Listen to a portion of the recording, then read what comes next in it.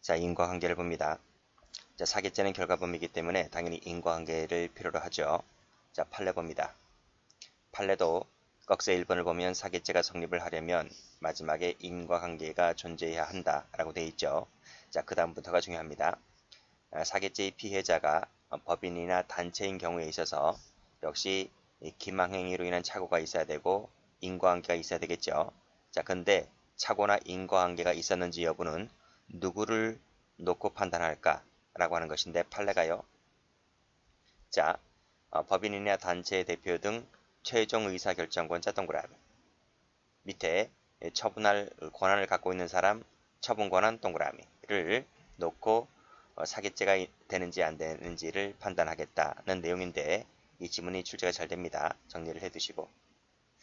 자, 따라서 꺽쇠 2번을 보면 최종 결재권자 등이 피기망자와 동일인이거나 기망행위자와 공모하는 등 기망행위를 알고 있었다고 한다면 착오가 있습니까? 없습니까?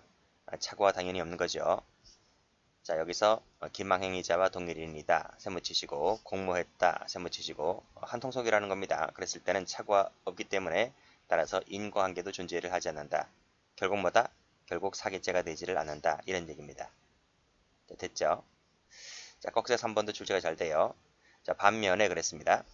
자, 법인이나 단체 업무를 처리하는 실무자인 일반 직원, 구성원이 알고 있었다 손치더라도 꺽쇠 1번에서 뭐라고 했습니까? 사기죄가 되는지 안 되는지는 직원이나 구성원을 놓고 판단하는 것이 아니라 최종 의사결정권자, 처분 권한을 가진 자를 놓고 판단한다고 했잖아요. 따라서 밑에 보시게 되면 자, 꺽쇠 3번에서 여기에 법인, 단체의 대표자나 실질적으로 의사결정을 하는 최종 결재권자가 기망행임을 안돼요, 모른대요? 모른다 그랬잖아요. 착오에 빠져 있었다는 겁니다.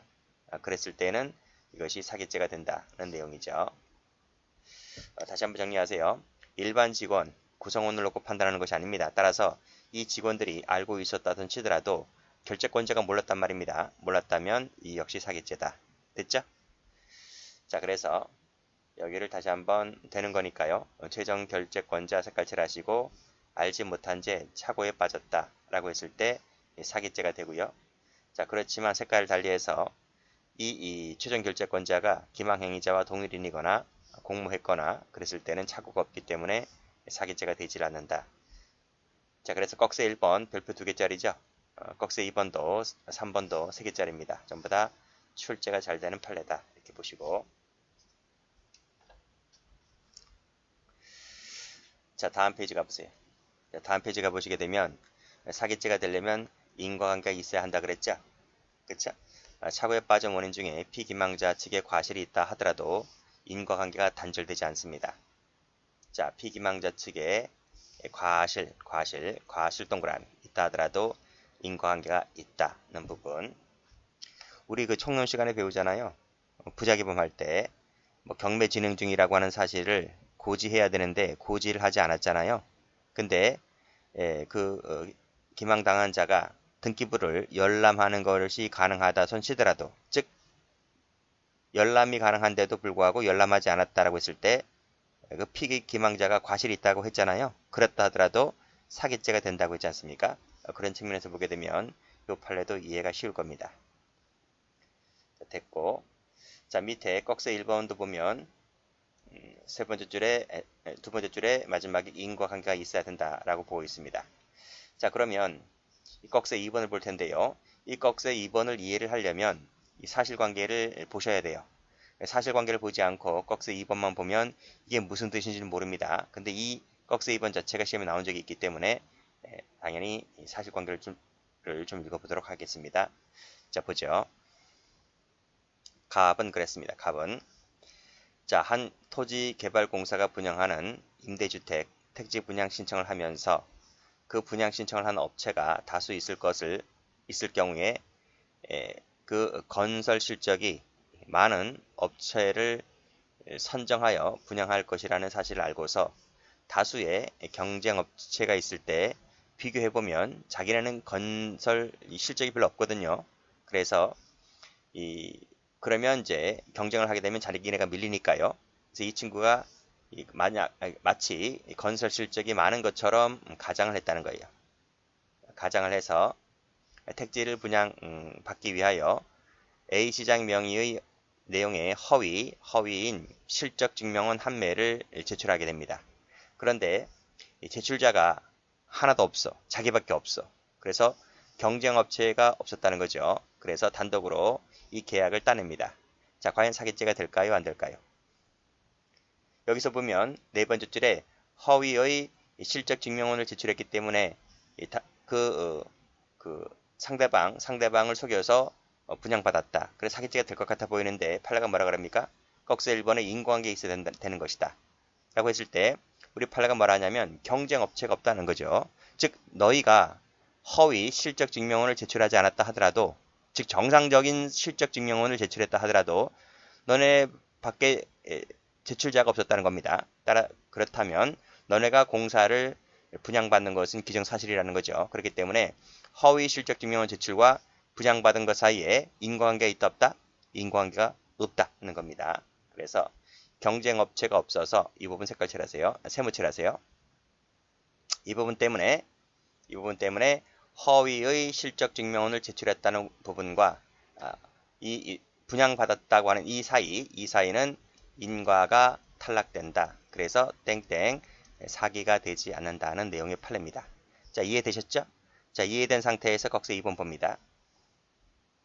자, 분양 신청을 함에 있어서 추첨 대상자에 들기 위하여 이 대표이사가 개인의 허위의 실적 증명원을 첨부했다고 했을 때 인과관계가 없다. 그래서 사기죄가 되지를 않는다. 자, 이 두 줄, 세 줄을 읽어보고 이 판결 요지가 나오면 아하, 이게 이 판례구나 라고 하는 것을 알고 계셔야 됩니다. 아시겠죠? 여기서 뭐 경쟁업체가 없다는 말이 여기 없는데요 라고 하지 말고 이 두 줄만 읽어서 아하, 이게 이 판례구나 라고 하는 것을 유추할 수 있어야 됩니다. 그렇게 정리를 해두시면 됩니다. 그래서 추첨 대상자 밑줄 그시고 여기서 허위 건축 실적 증명을 첨부했다고 했을 때 허위세 묻힙니다. 이것은 뭐다? 인과관계가 없다. 뭐 이렇게 정리를 해두시면 돼요. 자, 됐죠? 자, 또 인과관계가 없어서 사기죄가 되지 않는 판례를 볼까요? 전매 사실을 숨겼다. 그래서 지주 명의로 위장을 했다. 숨겼다, 위장했다 이런 말 나오니까 그리고 계약을 체결했으니까 아하, 사기죄가 되겠구나 이렇게 생각할 수가 있는데 이걸 안 했다 할지라도 그 이행에 있어서 하등 영향이 없었다는 거죠. 영향이 없었다. 그랬다면 이 숨기고 지주 명의로 위장했다는 것이 약발이 안 먹혔다는 거예요. 자, 따라서 마지막 줄에 이 기망과 처분행위 사이에는 인과관계가 없기 때문에 사기죄가 되지를 않는다는 내용의 판례입니다. 시험 2번 나왔습니다. 여기도 보죠. 자, 피고인이 말한 차연금 용도의 목적이 실현이 안 되더라도 어차피 금원을 대여하기로 합의를 하여 이를 교부했다면 피고인이 말한 차연금 용도가 거짓이었다 하더라도, 자, 거짓이라면 다 사기죄가 되는 것 같아 보이죠? 근데 그렇진 않다는 겁니다. 그래서 거짓이든 아니든 어차피 너에게 금원을 대여하기로 어차피 금원 대여 세무치시고 라고 했기 때문에 이것은 이 거짓과 처분행위 사이에는 인과관계가 탈락되어서 사기죄가 되지 않는다는 내용의 판례입니다. 자, 여기도 볼까요? 어린이집 운영자가 어린이집 운영과 관련해서 허위의 지출을 증액한 내용으로 밑에 회계를 하고 그 결과를 보고하여 기본 교육료를 지급받았다라고 했을 때 사기죄가 될 수 있을까라는 내용인데 사기죄가 안 돼요. 왜냐하면 이 기본 교육료 나와 있죠. 기본 세무쳐봐요. 이 기본 교육료는 누구나 다 주는 거야. 누구나 다 주는 것이기 때문에. 근데 이 어린이집 운영자는 이걸 받으려고 한 것이 아니라 증액. 이것보다 플러스 알파를 받으려고 한 거예요. 플러스 알파를 더 받으려고 지금 허위로 지금 증액을 한 거예요. 라고 했을 때 그거는 받지 못했고 기본 보육료만 받았다는 겁니다. 근데 이 기본 보육료는 허위로 제출하든 안 하든 간에 누구나 다 타가는 것이기 때문에 이것만 갖고 이걸 받았다고 해서 사기죄가 되지는 않는다. 결국 허위로 지출을 증액한 내용과는 인과관계가 탈락된다. 이런 말이죠. 그렇게 정리해 두시면 되겠습니다. 키워드를 잘 봐두세요. 키워드. 그래서 자, 안 되는 것은 여기다가 경쟁업체가 없다는 여기다 색깔 칠하시고 허위 색깔 칠하시고 이 허위만 보더라도 아 이게 이팔레구나 라고 하는 것을 알고 계셔야 된다 그랬습니다. 자, 아무런 영향이 없었다. 어차피 금원을 대여하기로 했다. 기본 색깔 칠하시고 자, 그 다음 올라가서 사기죄가 되는 거 있었잖아요. 여기 피기망자식에 과실이 있다 하더라도 자, 색깔은 다른 색깔입니다. 과실이 있었다 하더라도 인과관계가 단절되지를 않는다. 다시 한번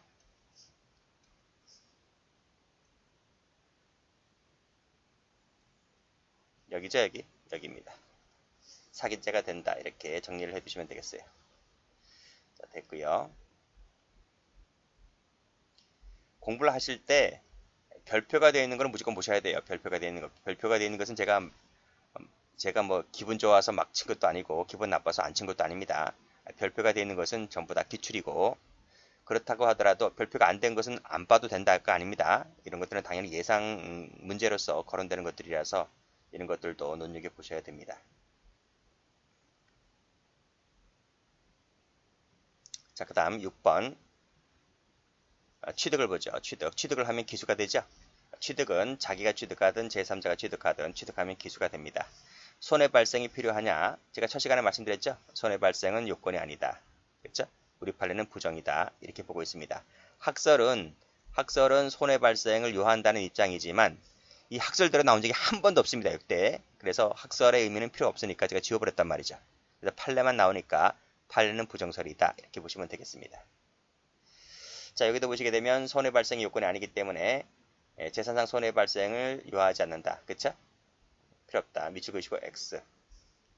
그리고 손해 발생 요건이 아니기 때문에 그 교부받은 재물이나 재산상 이익의 가액이 얼마냐 그딴 건 몰라도 된다는 거죠. 그래서 가액이 얼마인지 밑줄 그으시고 X. 문제 된다 하면 틀립니다. 문제가 되지 않는 거죠. 자, 올라가서 보시면 취득은 내가 해도 되고 제3자가 해도 된다 그랬습니다. 그게 밑에 판례가 나와 있는 거예요. 여기 제3자 나와 있죠? 빨간색으로 제3자 동그란. 제3자가 재물을 취득한단 말입니다. 즉 내가 스스로 취득하는 것이 아니라 제3자가 취득한다 했을 때 그 제3자가 도구야, 도구. 그러니까 본인은 이 제3자를 도구로 이용해서 재물을 받아오게 한 거죠. 도구나 대리인 관계에 있고 그리고 그 범인에게 제3자로 하여금 취득하게 할 의사를 있어야 되는 것이다. 그렇죠? 이 사람을 시켜서 돈을 받아오게 하는 거니까요. 그리고 이 사람은 그 주는 사람에게 내가 안 가고 이 사람이 가니까 이 사람에게 줘 이렇게 시키는 거죠. 그래서 범인에게는 그 제3자로 하여금 재물을 취득하게 할 의사가 있어야 된다. 맞죠? 여기도 마찬가지입니다. 여기도 제3자 얘기 나오는데 간접정범 형태의 사기죄도 가능한 것이죠. 그래서 타인을 기망하여 그를 피해자로부터 편취한 재물이나 이득을 전달하는 도구로서만 이용했다고 했을 때 도구입니다. 도구. 라고 했을 때 누구에 대한 사기죄가 된다? 그쵸? 피해자에 대해서만 사기죄가 되는 거예요. 그쵸? 도구는 뭐 손해보는 거 있나? 없잖아요. 도구로 이용된 그 타인에 대해서는 사기죄가 되지를 않는다. 이것도 출제가 잘 됩니다. 정리를 해두시고 자, 됐고 그 다음에 밑에 판례도 좀 출제가 잘 됩니다. 자, 신용보증기금이라고 있습니다. 공기업입니다. 자, 신용보증기금에 신용보증서 발급 이게 무슨 얘기냐면 저도 이거 받아봐서 아는데요. 이 피고인이 이 신용보증기금에 찾아갔어요. 찾아가서 내가 어떤 사업을 하려고 하는데 돈이 좀 없다. 그러니까 당신 내가 좀 대출 돈이 없으니까 대출을 받아야 돼. 은행으로부터 대출을 받아야 되잖아요. 근데 은행이 너를 뭘 보고 대출을 해주냐는 거예요. 네가 뭐 담보를 맡기는 거냐? 담보물도 없어. 그치? 부동산도 뭐 없고 뭐 크게 돈 나올 떨도 없으니까 담보가 있어야 은행이 대출을 해주지. 담보가 없는데 어떻게 은행이 대출을 해줘요? 그래서 신용보증기금이 보증을 서주는 거야. 보증을 쓴단 말이야. 보증을. 너에게. 그쵸? 너가 어떤 사업을 한다 하니까 그리고 계획서 이런 걸 제출하니까 이 신용보증기금이 너를 좀 평가하겠죠. 평가하고 나서 이 친구 보증서도 되겠네 라고 해서 보증서를 발급을 해줍니다. 보증기금이 이 사람에게. 그러면 이 피고인은 신용보증기금이 발급해준 보증서를 갖고 자기가 거래하는 은행에 가요. 아무 은행이 되는 거, 자기가 거래하는 은행이면 되는 거예요. 그 은행에 가서 이 신용보증서를 제출하면 돼요. 제출하면 됩니다. 물론 이제 자기가 직접 가져가진 않아요. 그 은행에 가서 뭐 신용보증기금에서 보증서 발급 다 그 담당 직원들이 다 압니다. 그게 다 직업이기라서. 그러면 그쪽에서 어떻게 연락을 해가지고 팩스로 받아요. 보증서를. 그래서 그 액수가 나와 있잖아요. 뭐 5천이면 5천, 1억이면 1억. 그렇게 보증서 준 금액이 있을 겁니다. 그래서 그 금액을 이 피고인에게 대출해 주는 거예요. 그러면 이제 신용보증기금에서 대출 받게 되면 이자가 비싸지 않습니다. 절입니다. 절이고 그리고 그 다음에 매달마다 이자만 내면 되는 거예요. 자, 그런 식으로 했는데 그럼 나중에 돈을 갚아야 되잖아요. 은행으로부터 대출받은 금액이 있으면 그것도 약정기간이 있거든요. 뭐 2년이면 2년, 뭐 3년이면 3년 약정기간이 있는데 그 약정기간에 뭐 그 대출을 종료시키거나 아니면 그 기간만큼의 또 대출 기간 연장을 할 수가 있는데 막판 끝날 때가 되면 어쨌든 돈을 갚아야 되잖아요. 근데 돈을 갚지 못하게 되면 이제 이것이 사기죄가 되는 거예요. 그래서 이 기망인지 아닌지는 네가 막판에 돈을 갚았냐? 그러면 사기가 안 되는 거고요. 돈을 못 갚았냐? 그러면 사기로 판단할 수밖에 없는 것이죠. 결국 돈 떼먹고 먹튀를 하게 되면 이 신용보증기금에서 이 사람을 사기죄로 고소를 해버립니다. 그렇게 쉽게 판단하시면 돼요. 자, 그래서 읽어볼게요. 신용보증기금이 이 피고인에게 신용보증서를 발급을 해주잖아요. 근데 이 신용보증서 발급이 기망에 의해서 이루어졌다면 그렇죠. 사기죄가 되는 것이죠. 그러면 자, 그로 인해서 피고인이 취득한 사기죄의 액수는 얼마냐라고 하는 것인데 신용보증기금에서 보증을 서준 금액이겠죠. 만약에 5천만 원이라면 5천만 원 상당액에 대해서 사기죄가 된다는 내용입니다. 그래서 여기다가 동그라미 치면 됩니다. 됐고 여기도 똑같은 거죠. 임대보증금 보증서 발급도 대한주택보증이 보증서 주는 거잖아요. 그래서 이 피고인에게 임대보증금 보증서 발급을 해줍니다. 대한주택이 보증서 주는 거예요. 근데 결국 이 친구가 역시 돈을 못 갚았다는 거죠. 기망에 의해서 이 보증서 발급이 이루어졌다면 당연히 위팔랑 똑같이 사기죄가 되는 것이고 이때 사기죄 액수는 뭐다? 대한주택보증이 보증한 그 임대보증금 상당액이다 하는 것이죠. 똑같아요. 위에 있는 판례랑요. 자, 그래서 별표 3개짜리가 더 출제가 많이 되었었지만 대한주택보증 사건도 출제가 된 적이 있었다. 이렇게 보시면 될 것 같고. 자, 다음 어음 할인 가볼게요. 자, 어음 할인에 의한 사기죄의 편취액은 자, 특별한 사정이 없는 이상 어음의 액면금이 아니죠. 액면금이 아니라 피해자로부터 실제 수령한 할인금입니다. 빨간색으로 여기를 동그라미. 자, 이게 무슨 뜻이냐면요. 자, A라는 사람이 있습니다. 이 사람이 이제 어음 소지자입니다. 어음 소지자인데 이 어음이 부도음이요. 부도가 날 어음이란 말이죠. 그쵸? 자, 이 사람이 어음 사는 사람이 있습니다. 어음만 사는 사람들이 있어. 이 어음 구매자, 판매자, 구매자에게 이 사람이 사기를 치는 거야. 사기. 부도가 날 것 같거든. 부도가 날 걸 예견하면서 이 사람이 기망을 통하여 이걸 팝니다. 팔아요. 그러면 이 사람은 정가에 사겠습니까? 어음이 100만원짜리라면 한 장에 100만원짜리라면 이 사람이 100만원짜리로 사겠습니까? 그럼 이 사람이 남는 게 없잖아요. 그쵸? 그래서 이 사람이 이 사람에게 팔 때 어음을 좀 싸게 팔아요. 그래야 이 사람이 남는 게 있지. 그쵸? 그러니까 어음이라고 하는 것은 그 어음의 날짜가 있습니다. 날짜. 그 날짜가 도달했을 때 그 은행에 가서 어음을 발행한 은행에 가서 지급 청구를 하면 은행이 이게 위조가 된지 아닌지를 딱 보고 이게 위조가 된 게 아니네 라고 봐서 어음에 만약에 100만 원이라고 적혀져 있으면 100만 원 되는 돈을 주는 거예요. 그렇죠? 그러니까 그 날짜가 돼야 돼. 근데 그 날짜까지 기다리려고 한다면 그 사이에 무슨 일이 발생할지 모르잖아요. 회사가 부도 날 수 있겠고 맞잖아요. 그럴 수가 있기 때문에 이 어음이 위험한 거예요. 그래서 이 사람이 B에게 이 어음은 확실한 어음이다. 진성어음이다. 부도된 어음이 아니고 진성어음이고 반드시 이 날짜에 결제가 될 거라 그렇게 말을 하지 않아도 이 B라는 사람이 직업이 구매자 어음을 사는 사람이기 때문에 다 확인해 봅니다. 확인해 보고 이거 괜찮은 회사가 발행해 준 거네 라고 믿고 이제 어음을 사는 거죠. 어음을 산다. 구입을 한다 이거지. 구입을 할 때 정가대로 사는 것이 아니라 나도 남는 게 있어야 되니까 보통 10% 할인받아서 90%에 삽니다. 그러면 이제 이 사람이 어음을 샀죠. 어음을 샀으면 그 날짜가 되면 이제 은행에 가는 거예요. 은행에 가가지고 지급 청구를 하는 거예요. 그러면 만약 이 어음이 부도되는 어음이 아니고 진성어음이라면 은행은 100% 주겠지. 100% 어음금에 적혀져 있는 금액을 줄 겁니다. 그럼 이 사람이 얼마 벌어? 이 사람이 10% 버는 거예요. 10%.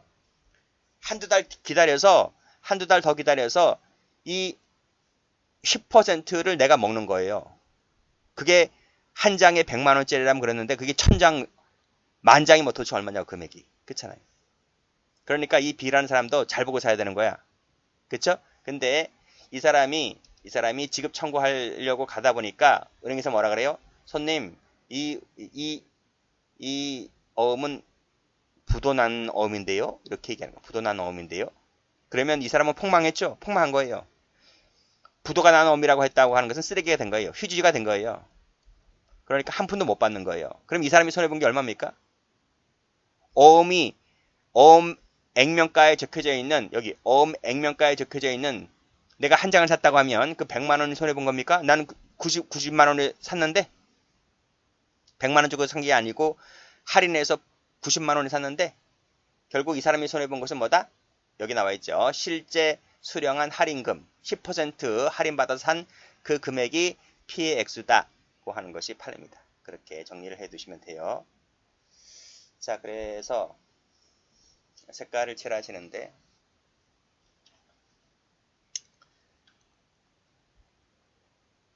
여기 색깔, 여기 색깔, 여기 색깔 하면 돼요. 자, 그럼 OX 판례 몇 가지 좀 보도록 합니다.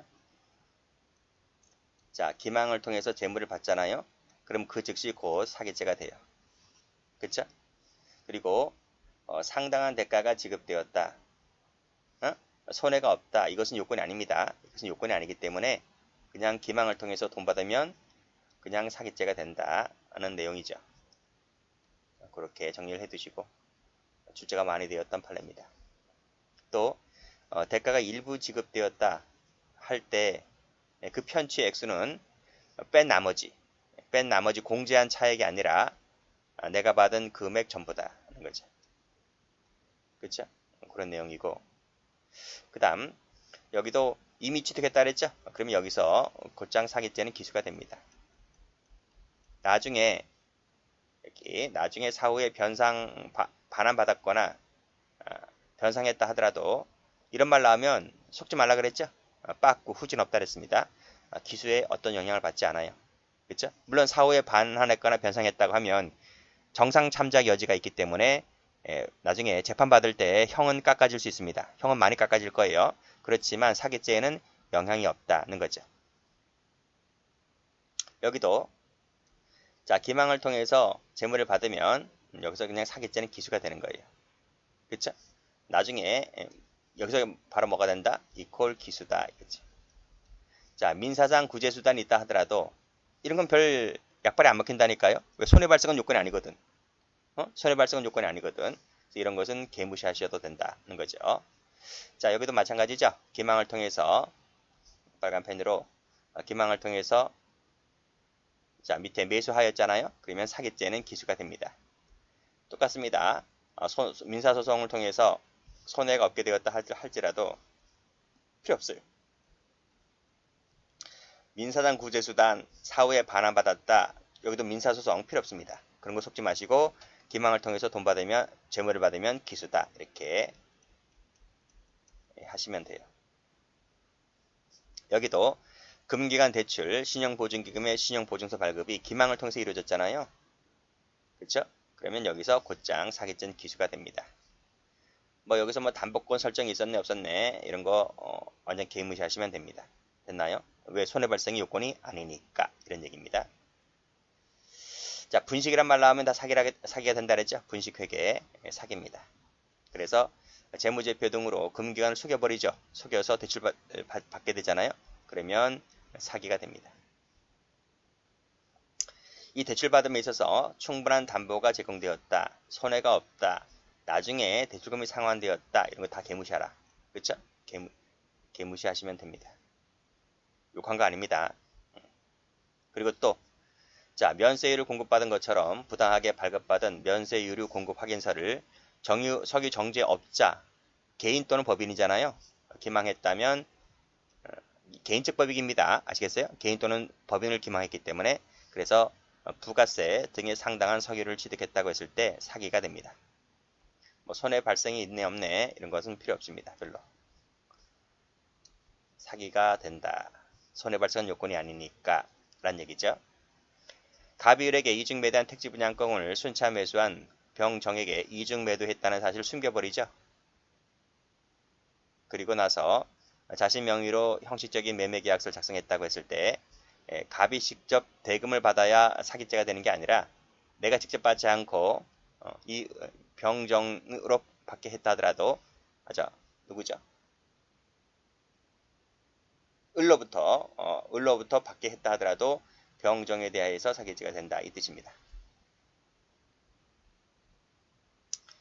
자, 국민주택 건설 자금을 융자받고자 하는 민간 사업자가 사실은 이 국민주택 건설 자금으로 사용할 의사가 없음에도 불구하고 마치 그런 용도로 사용할 것처럼 용도를 속여버리죠. 용도 속여버리면 사기가 됩니다. 대출받은 금액 중에서 일부를 실제로 그렇게 썼다 할지라도